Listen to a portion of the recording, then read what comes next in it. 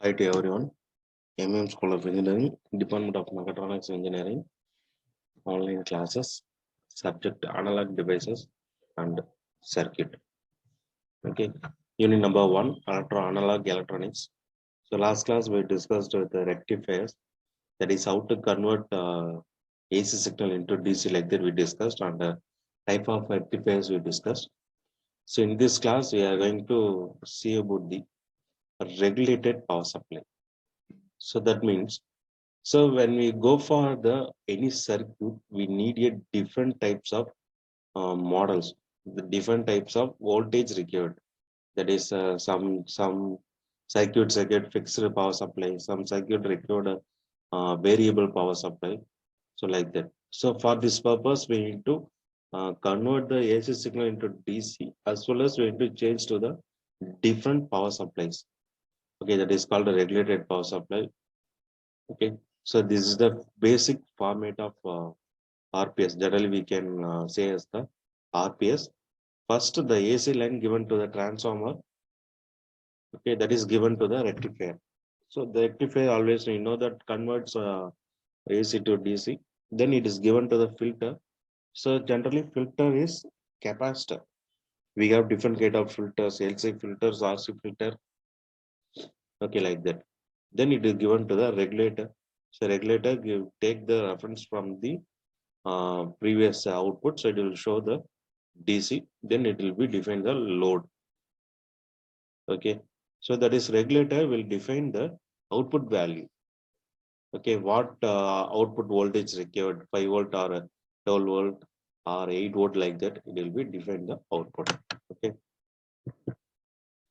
so first see the filters. So generally filter will be a capacitor. It is called a smoother. Generally it will be defined as the smoother. Okay, so that is, in order to minimize the ripple in the output, the capacitor C used in the filter circuit is quite large, of the order of the tens of microfarads. Okay, that means நமக்கு என்ன தெரியும்? So we have output like this. In full rectification, we have output like this. For these variations, it will be defined reduce the efficiency of the output. So we are going for capacitor. Will take this output into the small reference values. Okay. So during the first quarter cycle of the rectified output, the voltage obtained from the rectifier circuit, the capacitor C gets changed to peak value. Okay, next quarter cycle it will go to the rectifier output voltage shown dotted line decreasing, but capacitor change is charging up to the maximum value. Okay, always it is going for the charge. So capaciting charging process, it will be take the uh, mark in this output.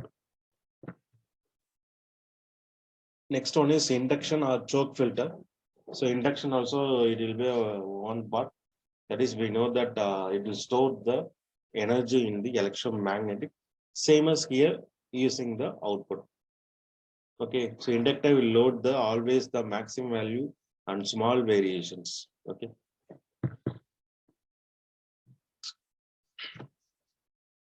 L section filter, CLC, that is simply we can say that two capacitor and one inductor. Here is a basic filter models. So let's see the regulated power supply model. So reason for output voltage variations. Variations in input voltage, increasing load, increasing temperature, fault, and circuit break.